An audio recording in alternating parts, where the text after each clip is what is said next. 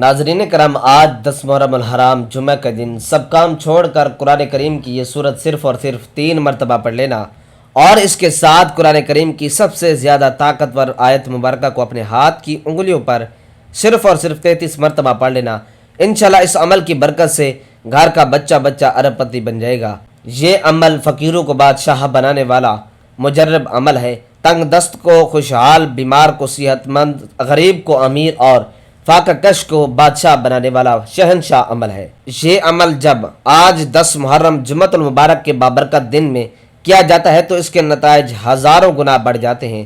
یاد رکھیں کہ ایسا موقع کئی سال میں صرف ایک مرتبہ ہی ملتا ہے، اس لیے آج 10 محرم الحرام جمعۃ المبارک کے بابرکت دن قرآن کریم کی یہ صورت صرف اور صرف 3 مرتبہ ضرور پڑھ لینا اور اس کے ساتھ قرآن کریم کی یہ آیت مبارکہ لازمی 33 مرتبہ پڑھ لینا۔ ناظرین کرام، یہ وظیفہ بہت زیادہ طاقتور اور مجرب وظیفہ ہے اور یہ جمعہ کے دن کا سب سے خاص عمل ہے۔ آج کے دن جو شخص بھی قرآن کریم کی یہ صورت مبارکہ صرف اور صرف 33 مرتبہ پڑھ لے گا تو اللہ تبارک و تعالیٰ اس شخص کے مال میں اتنی برکت ڈال دے گا کہ وہ خود بھی حیران رہ جائے گا۔ اللہ پاک اس شخص کو غیب سے روزی عطا فرمائے گا، غیب سے رزق ملے گا۔ قرآن پاک کی تقدیروں کو بدلنے والی یہ صورت بے حد برکت والی صورت مبارکہ ہے۔ اللہ تبارک و تعالیٰ نے اس صورت مبارکہ میں بہت زیادہ برکت اور شفا رکھی ہے۔ بس آپ نے 10 محرم الحرام جمعہ کے بڑے دن یہ قرآن کی صورت صرف اور صرف 3 مرتبہ پڑھ لینی ہے۔ بسم اللہ الرحمن الرحیم۔ ناظرین کرام، حضرت علی شیر خدا رضی اللہ تعالی عنہ نے یمن میں اپنے نمائندے کو خط لکھا اور اس سے درخواست کی کہ لوگوں کے ساتھ عدل و انصاف سے پیش آئے اور آخر میں اس سے یہ کام سونپ دیا کہ 10 لائق ترین اور اپنے بااعتماد افراد کو ایک خاص کام کے لیے حضرت علی رضی اللہ تعالیٰ عنہ کے پاس بھیجے۔ اس نے 100 لوگوں کو منتخب کیا اور پھر ان میں سے ان 10 لوگوں کا انتخاب کیا جو اخلاق و کردار میں سب سے افضل تھے۔ ان لوگوں میں عبد الرحمن ابن ملجم مرادی بھی شامل تھا۔ یہ 10 لوگ حضرت علی کے پاس پہنچے۔ ابن ملجم جو کہ شجاع اور فصیح و بلیغ تھا، اس کو ان لوگوں نے اپنے سخن گو بنایا تاکہ حضرت علی رضی اللہ تعالی عنہ سے گفتگو کرے اور مداح میں اس نے جو خود سے اشعار کہے تھے وہ پڑھے۔ اس کی تمام باتوں میں سے ایک بات یہ تھی کہ ہم فخر کرتے ہیں کہ آپ فرمان دین، ہم سب غلامی کریں گے اور ہماری تلواریں آپ کے دشمنوں کے لیے آمادہ ہیں۔ امیر المومنین رضی اللہ تعالی عنہ نے اس کو بعد میں اپنے پاس بلوایا اور دریافت فرمایا کہ تمہارا کیا نام ہے؟ اس نے کہا عبد الرحمن۔ حضرت علی رضی اللہ تعالی عنہ نے دریافت کیا کہ تمہارے باپ کا کیا نام ہے؟ تو اس نے جواب دیا کہ ملجم۔ حضرت علی رضی اللہ تعالی عنہ نے پوچھا کہ کس قبیلے سے ہو؟ کہا مراد سے۔ پھر حضرت علی نے اس سے 3 مرتبہ کہا کیا تم مرادی ہو؟ کیا تم مرادی ہو؟ کیا تم مرادی ہو؟ ابن ملجم نے کہا جی ہاں اے امیر المومنین۔ اس وقت حضرت علی رضی اللہ تعالی عنہ نے زبان پر کلمہ ترجیح دیا، ان للہ و انا الیہ راجعون۔ ابن ملجم صفین و نہروان کی جنگوں میں حضرت علی رضی اللہ تعالیٰ عنہ کے ساتھ تھا۔ جب لشکر اسلام نے خوارج پر غلبہ حاصل کیا تو ابن ملجم نے کہا کہ اے امیر المومنین، مجھے اجازت دیں تاکہ میں آپ سے پہلے کوفہ جا کر آپ کی فتح و کامیابی کی خوشخبری کوفہ والوں کو دے سکوں۔ اس پر حضرت علی رضی اللہ تعالی عنہ نے دریافت فرمایا کہ تمہارا مقصد اس کام سے کیا ہے؟ اس نے کہا میں چاہتا ہوں کہ اللہ مجھ سے راضی ہو جائے، حضرت علی رضی اللہ تعالیٰ عنہ کی کامیابی سے لوگوں کو خوشحال کروں۔ حضرت علی نے اجازت دی اور اس نے ایک جھنڈا اپنے ہاتھ میں لیا اور کوفہ کی جانب روانہ ہو گیا۔ شہر کے اندر داخل ہوا تو بشارت کی فریاد شہر میں گونجی اور اس طرح سے وہ گلیوں میں سے گزر رہا تھا کہ قدامہ کے گھر کے پاس پہنچا۔ یہ بہت ہی خوبصورت، حسین و جمیل اور دولت مند عورت تھی، لیکن بدکار اور فاحشہ عورت تھی۔ طبقات الکبریٰ جلد نمبر 3 صفحہ نمبر 35 میں ابن سعد لکھتے ہیں کہ جب قدامہ نے حضرت علی رضی اللہ تعالیٰ عنہ کی فتح کی خبر سنی تو ابن ملجم کو پکارا تاکہ وہ اپنے باپ اور بھائی کے بارے میں اس سے دریافت کر سکے۔ قدامہ اسے اپنے گھر لے گئی عزت و احترام دیا، مہمان نوازی کی، جبکہ ابن ملجم پہلی ہی نگاہ میں اس عورت کا عاشق ہو گیا تھا اور اپنے دین و ایمان کو اس کے ہاتھوں میں فروخت کر دیا۔ قدامہ نے اپنے باپ اور بھائی کے بارے میں پوچھا جو کہ خوارج کے سپاہیوں میں سے تھے۔ ابن ملجم نے بتایا کہ وہ سب جنگ میں ہلاک ہو گئے۔ یہ خبر سنتے ہی وہ عورت رونے لگی۔ ابن ملجم یہ خبر اس عورت کو سنانے پر پشیمان ہوا۔ قدامہ تھوڑی دیر بعد اٹھی اور دوسرے کمرے میں گئی، اپنے آپ کو آرائش و زینت سے سنوارا اور واپس آئی۔ اس کو دیکھتے ہی ابن ملجم کا دل لرز گیا۔ ابن ملجم شہوت نفسانی میں پوری طرح سے غرق ہو چکا تھا اور اپنے اختیار ہاتھ سے دے بیٹھا تھا۔ قدامہ نے خواستگاری کی۔ قدامہ نے کہا کہ اگر مجھے چاہتے ہو تو میرا عنبر بہت زیادہ ہے۔ ابن ملجم نے کہا کہ جتنا بھی ہوگا قبول کروں گا۔ قدامہ نے کہا کہ بہت زیادہ ہے، کچھ پیسے، جواہرات، مشک و عنبر، عطر وغیرہ۔ ابن ملجم نے کہا کہ اس کے علاوہ اور کچھ۔ قدامہ نے کہا کہ بہت سخت، اور پھر وہ اٹھی اور کمرے سے گئی اور اپنے آپ کو دوسری شکل میں آرائش کی اور واپس آئی۔ ابن ملجم جو جنون کی حد تک پہنچ گیا تھا کہا کہ اور کیا چاہتی ہو؟ قدامہ نے کہا کہ حضرت علی کا قتل۔ ابن ملجم ایک دم لرز اٹھا اور پریشان ہوا۔ اس سے اگلے دن ابن ملجم کو اطلاع ملی کہ یمن میں اس کا باپ اور چچا مارے گئے اور اب وہ اپنے باپ اور چچا کے وارث کا اکیلا مالک ہے۔ یہ سنتے ہی ابن ملجم یمن روانہ ہوا تاکہ بے تحاشا دولت لا کر قدامہ کے قدموں میں ڈال سکے۔ وہاں پہنچ کر اس نے سب جائیدادوں کو فروخت کیا اور تمام مال دولت لے کر چل پڑا۔ راستے میں سے اسے ڈاکو نے لوٹ لیا اور وہ سارا مال لے اڑے۔ ابن ملجم جنگل میں سرگرداں تھا، لیکن تھوڑی دیر بعد ایک قافلے سے جا ملا اور ان کے ساتھ ہم سفر ہو گیا۔ وہ اس قافلے میں دو لوگوں کا دوست بن گیا۔ ان دونوں کا تعلق خوارج سے تھا۔ ان لوگوں نے کہا کہ ہم نے عہد کیا ہے کہ ہم علی، معاویہ اور عمر العاص کو قتل کریں گے۔ اس گروہ کا یہ نظریہ تھا کہ یہ تینوں مسلمانوں کے درمیان اختلاف کا سبب ہیں۔ چنانچہ عبد الرحمن ان لوگوں کی باتوں میں آ گیا، کیونکہ اس نے سوچا کہ اگر وہ ان لوگوں کی بات مان لے تو اسے قدامہ کی خوبصورتی میسر آ سکتی ہے۔ یوں اس نے قبول کیا کہ وہ حضرت علی کو شہید کرے گا۔ وہ کوفہ پہنچا اور سیدھا قدامہ کے گھر گیا۔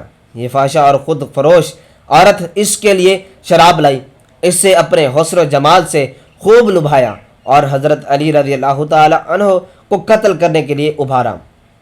مسجد کوفہ میں داماد رسول صلی اللہ علیہ وآلہ وسلم حضرت علی شیر خدا رضی اللہ تعالی عنہ پر وار کیا اور تلوار سے ایسا زخم لگایا جس کے اثر سے 2 روز بعد جانشین رسول خدا شہید ہو گئے۔ کوفہ میں کوہرام مچ گیا۔ ابن ملجم کو گرفتار کر لیا گیا۔ حضرت حسن رضی اللہ تعالیٰ عنہ اپنے والد محترم حضرت علی رضی اللہ تعالیٰ عنہ کی میت کو نجف اشراف میں دفنا کر کوفہ واپس آئے تو حضرت علی سے پیار کرنے والوں نے حضرت امام حسن رضی اللہ تعالیٰ عنہ کو ممبر پر بیٹھ کر خطبہ دینے کے لیے کہا۔ حضرت امام حسن رضی اللہ تعالیٰ عنہ ممبر پر تشریف فرما ہوئے اور امام صاحب اس قدر غمگین تھے کہ آپ سے بولا بھی نہیں جا رہا تھا۔ حضرت امام حسن رضی اللہ تعالی عنہ کچھ دیر بعد جب تھوڑے سے پرسکون ہوئے تو آپ رضی اللہ تعالی عنہ نے کھڑے ہو کر بڑے جوش سے ایک خطبہ دیا۔ خطبے کے بعد آپ نے حکم دیا کہ عبد الرحمن ابن ملجم کو حاضر کیا جائے۔ جب عبد الرحمن ابن ملجم پیش ہوا تو حضرت امام حسن رضی اللہ تعالی عنہ نے اپنے والد حضرت علی رضی اللہ تعالی عنہ کی وصیت کے مطابق عبد الرحمن ابن ملجم ملعون پر ایک خاصی ضرب لگائی۔ ابن ملجم ضرب لگنے سے جہنم رسید ہو گیا۔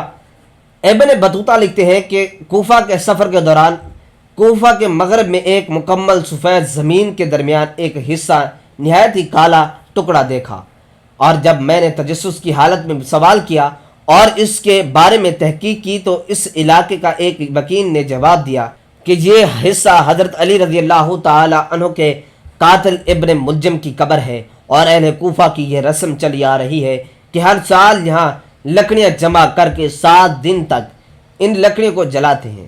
اس وجہ سے زمین کا یہ حصہ کالا ہو چکا ہے۔ ناظرین کرام، 750 عیسوی میں بنو امیہ کی حکومت کا تختہ بنو عباس نے الٹ دیا۔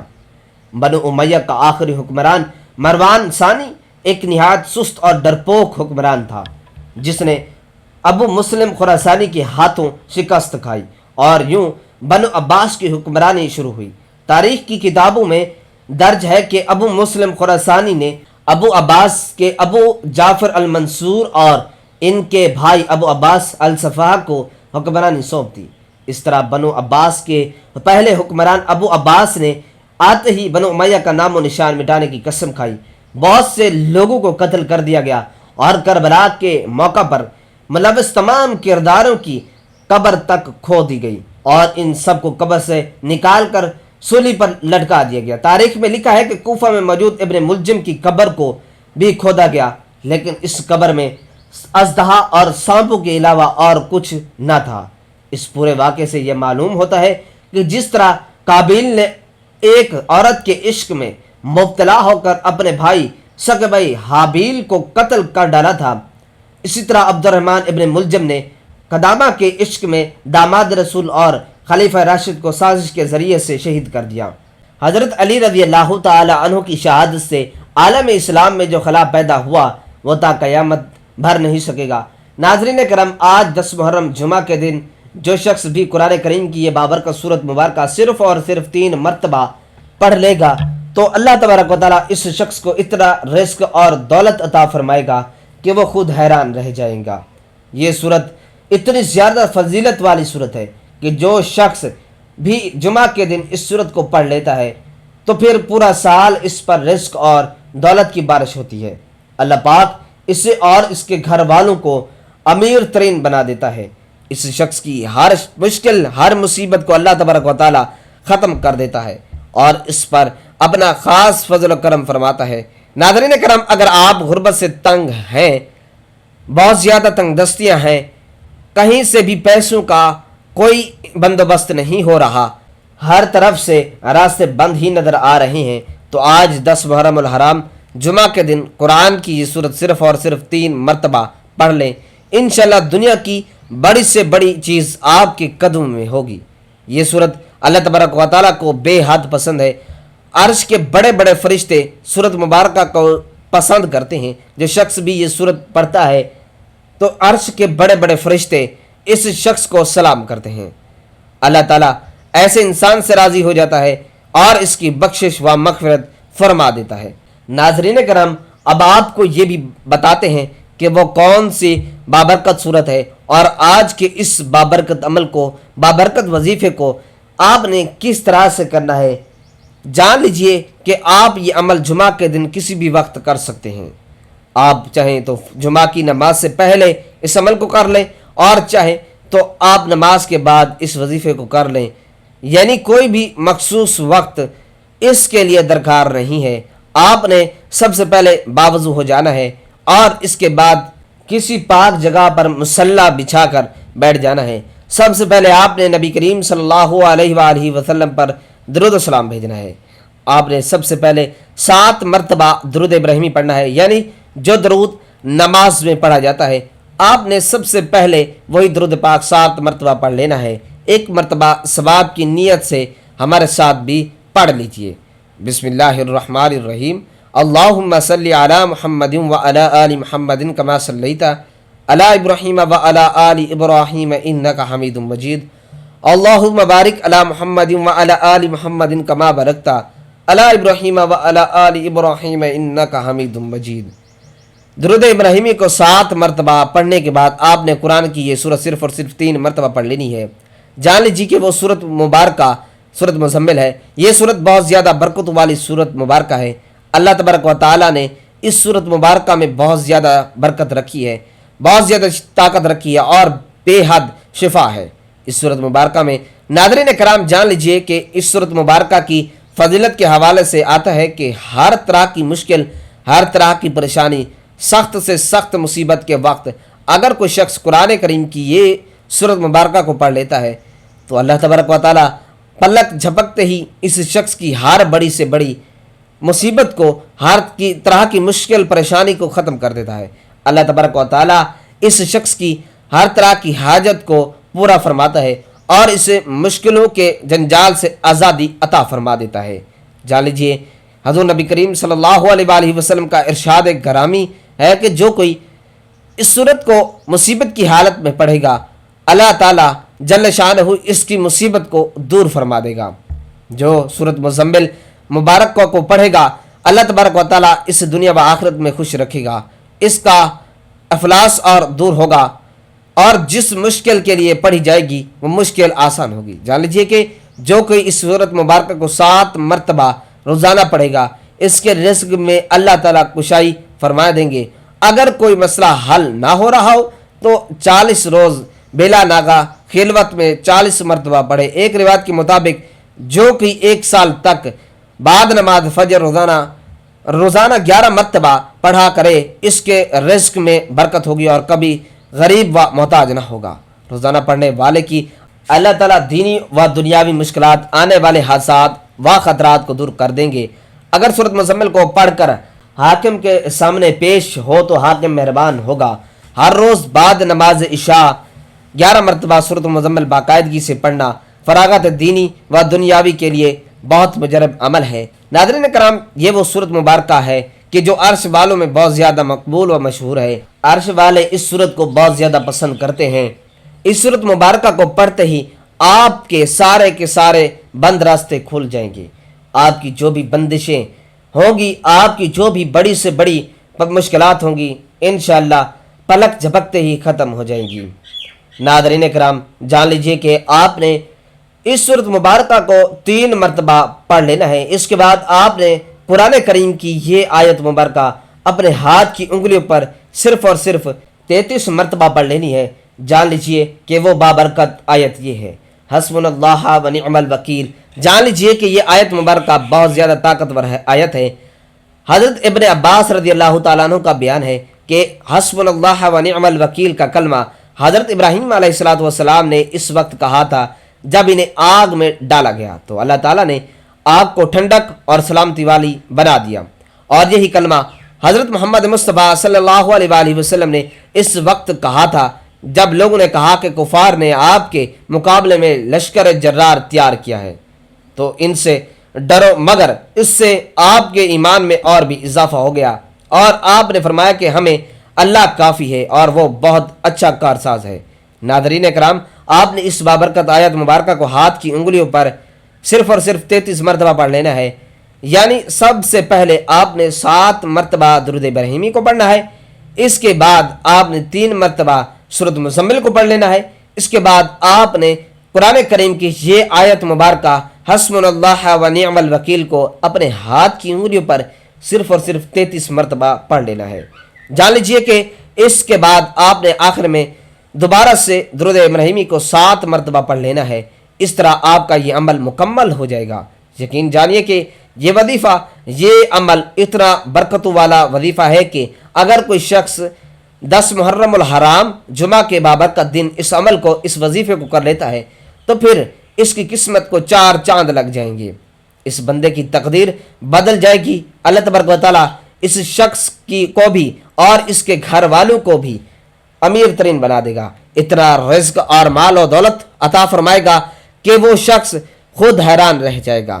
اللہ تعالیٰ اس شخص کے لیے رزق اور دولت کے سارے دروازے کھول دے گا اور اس شخص پر اپنا خاص فضل و کرم فرمائے گا۔ اللہ تبارک و تعالیٰ سے دعا ہے کہ نیکی کی بات کو سننے، سمجھنے اور اس پر عمل کرنے کی طاقت اور توفیق مرحمت فرمائے۔